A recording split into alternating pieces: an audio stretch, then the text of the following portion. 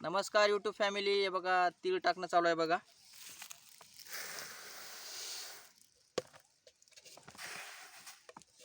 तुमच्या इकडे झाली का तिळाची पेरणी? आमच्या इकडे आज चालू आहे बघा.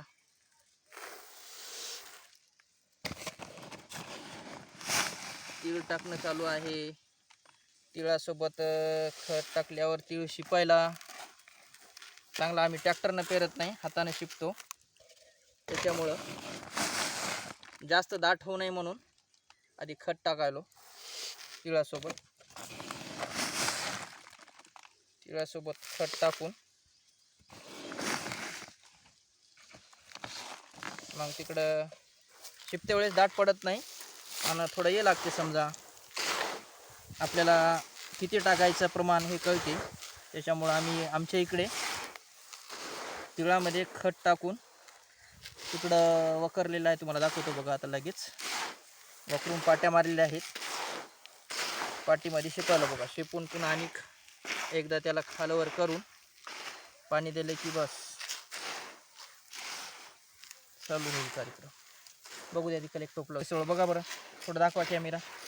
म्हणजे तीळ पण दिसायलेत, खत पण आहे. म्हणजे अशानं जास्त दाट पडत नाही. आपल्याला कळते कितपर्यंत खत जिथं पडलं तिथं तीळ पडला म्हणून समजायचं. जिथं एकदम असं पडलं ढव तिथं तीळ जास्त प्रमाणात पडली असं कळावं किंवा समजावं. याच्यामुळं चला मग जाऊ या पाठीकडे, शिपूया तीळ. बघा या वळीमध्ये शिपलेला आहे ऑलरेडी. दिसायला का तुम्हाला? आता लगे पुढच्या वळीमध्ये शिपतो बघा मित्रांनो.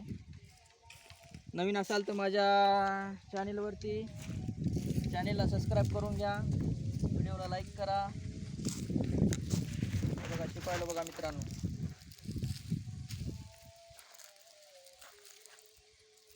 अशा प्रकारे आमच्या इकडे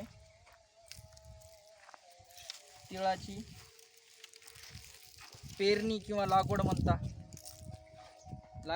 पेरणी चालू आहे बघा मित्रांनो. मागं तुम्हाला कापूस उपटते वेळेस व्हिडिओ घेतलेला आहे. नंतरचा रानपाणी देऊन रानाला सगळं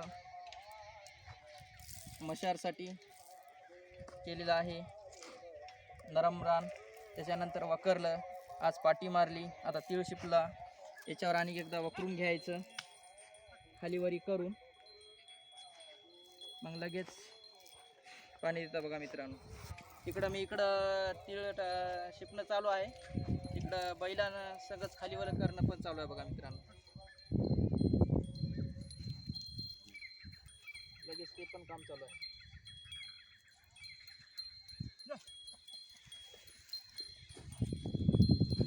कसा वाटला माझा व्हिडिओ कमेंटमध्ये सांगा.